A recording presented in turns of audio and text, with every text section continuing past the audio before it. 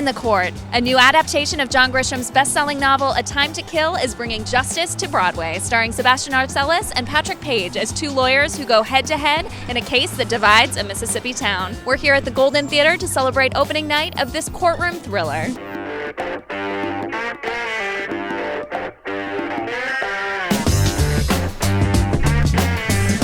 What brings you out tonight?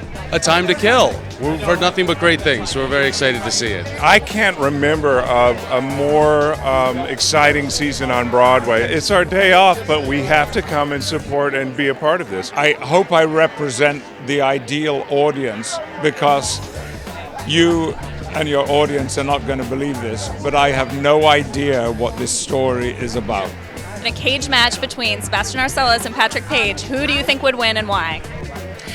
Well, Patrick will win any cage match. I can tell you that as the wife who has to have arguments with him at home.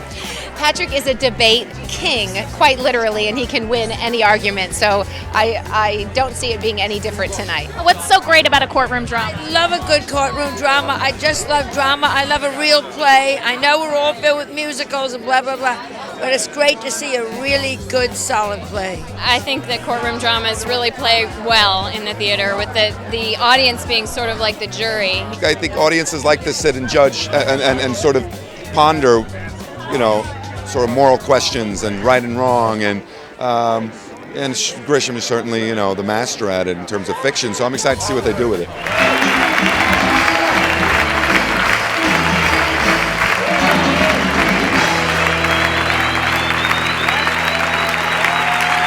So, happy opening night. How do you feel right now? You're making your Broadway debut.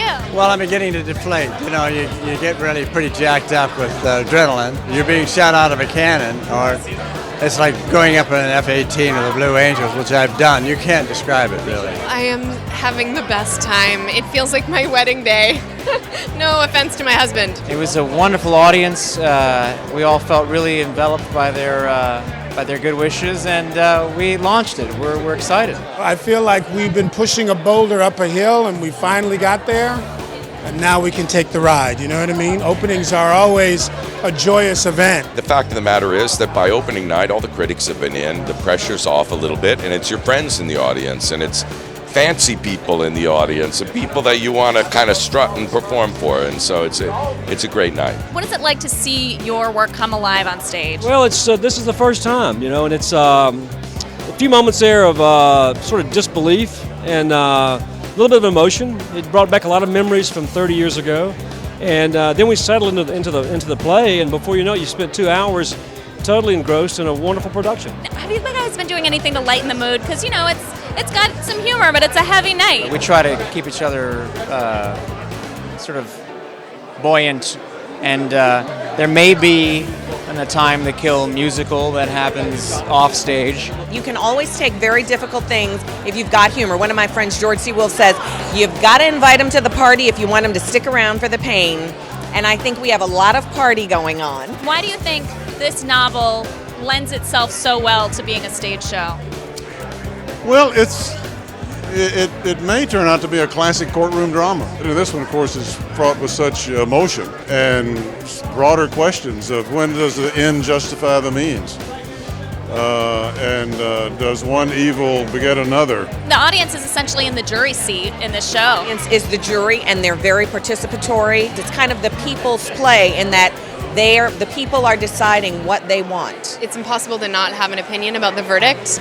If we didn't turn to the audience and make them the jury, they would still be the jury anyway, because everybody has an opinion about Carly's guilt or innocence. Early on, when Rupert and I were first developing the idea for the play, I knew that courtrooms can be very static in stage. So I gave us a turntable so we could sort of change the point of view. And one of the things we were able to do is change the point of view so that in the second act, when the actors are talking to the jury, they're talking to us in the audience. And I think that has really elicited this really genuine and excited and first-person response that we're getting from them. And it brings them into the story in a way that I find theatrically remarkable. They are very vocal. They laugh, they groan, they cheer sometimes. The audience eats it up. They love it in a way that I haven't seen in a long time. They're really siding with people, and it's so rewarding to play because of that.